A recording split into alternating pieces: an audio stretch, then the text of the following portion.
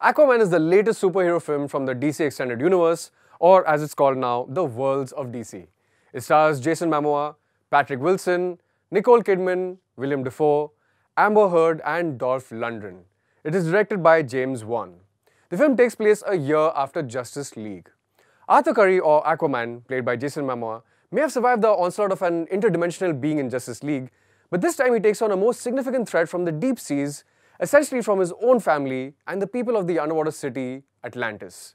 Arthur is the son of Queen Atlana, played by Nicole Kidman, and a simple lighthouse keeper played by Temuera Morrison. In Aquaman, while we get to see glimpses of Arthur's childhood and training, we also find out that he wants nothing to do with his royal heritage when his mother leaves them behind to return to her underwater kingdom. But when Princess Mera, played by Amber Heard, reaches out to convince him of the importance he holds in Atlantis by birthright, Arthur needs to choose which world he belongs to. There aren't exactly any path-breaking surprises in Aquaman's storytelling, but the presentation sure is refreshing.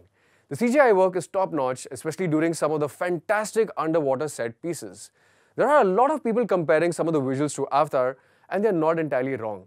James Wan pays a lot of attention to the stunt choreography and how the action is interpreted through slick camera work, including some impressive long-take sequences.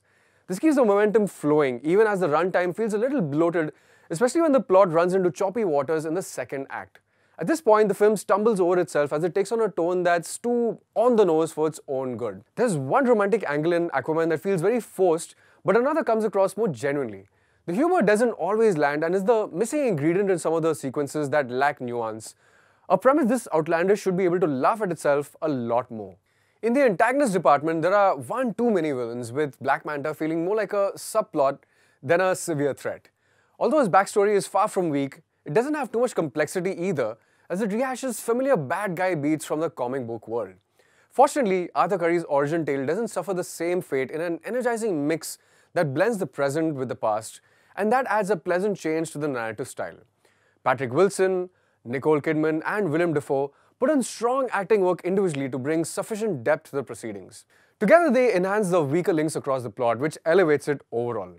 And despite its flaws, there's a lot of fun to be had in this film, which mainly comes from its charismatic lead. Aquaman wouldn't work as well if it weren't for its hero, and while there may be other fish in the sea, and I mean actors, there seems to be no one better equipped to play the king of the ocean than Jason Momoa.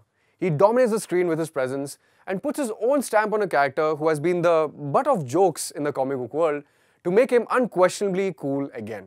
I'm going with 3.5 stars for Aquaman. It is a lot of fun, but it was stretched out longer than it should have been, with certain elements that could have been easily left on the edit floor. But Jason Momoa, combined with the insane action set pieces, make convincing reasons to watch Aquaman in IMAX 3D. Go on, dive in. Guys, if you watched Aquaman, let me know what you think in the comments below. And as always, keep watching It's Entertainment, only on Mirror Now, you first.